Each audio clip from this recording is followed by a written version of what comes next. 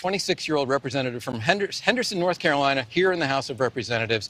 He's on sort of a roll of controversy and salacious details, or salacious scandals, I should say, salacious allegations, the latest being a video that surfaced, not safe for work. Let's just warn people right now that it was purportedly with his cousin. They are unclothed, in bed, frolicking and laughing. This is someone who portrays himself as a very conservative Christian. How does this guy get reelected? His primary is on May 17th in less than 2 weeks. Well, it's a great question when there are so many of these scandals swirling around. Yeah. It'd be different if this was just one thing in isolation, but it most certainly is not in his case. The interesting thing to me is the way he is trying to suggest there's some kind of plot against him.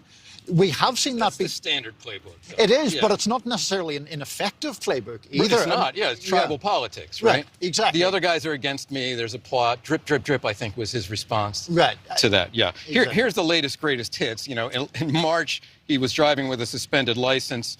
Then he had that rather infamous claim that he had been invited by senior members of Congress to orgies and cocaine parties. He was forced to apologize for that, or called on the carpet by Kevin McCarthy anyway.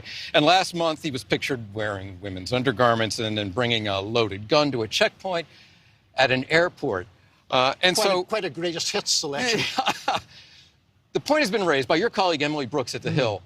There's a double standard here. Look at Katie Hill. Similar out, well, not quite so similar, but salacious photos of Katie Hill, allegations of an affair with a staffer. She was forced to resign, yet they're circling the wagons, or I wouldn't say they're circling the wagons, but Madison Cawthorn may just survive.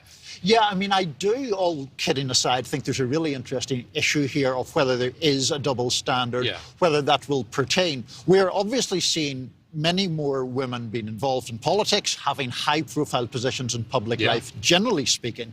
With that, there are going to be more instances, I assume, of women being caught in, let's say, unorthodox relationships of one kind or another. How will the public react? There have been female politicians who have faced similar accusations and have survived. Nikki Haley in South Carolina is a good example of that. But I think this is something that is still in flux in our culture right now. It is going to be interesting to watch. Yeah, and I think it was Meghan McCain who made the point that if Lynn Cheney, for example, had been caught in a similar situation, she would have never survived, and then she would have been run out of the party. She's already been run out of the party, but for different reasons. Okay, Nichole, so a backsliding of ethics perhaps here in Washington. That's not a news story, but a lot to chew on today and over the course of the next couple of weeks. Thank you for watching. Click the red subscribe button below so you can get more of NewsNation's fact-driven, unbiased coverage.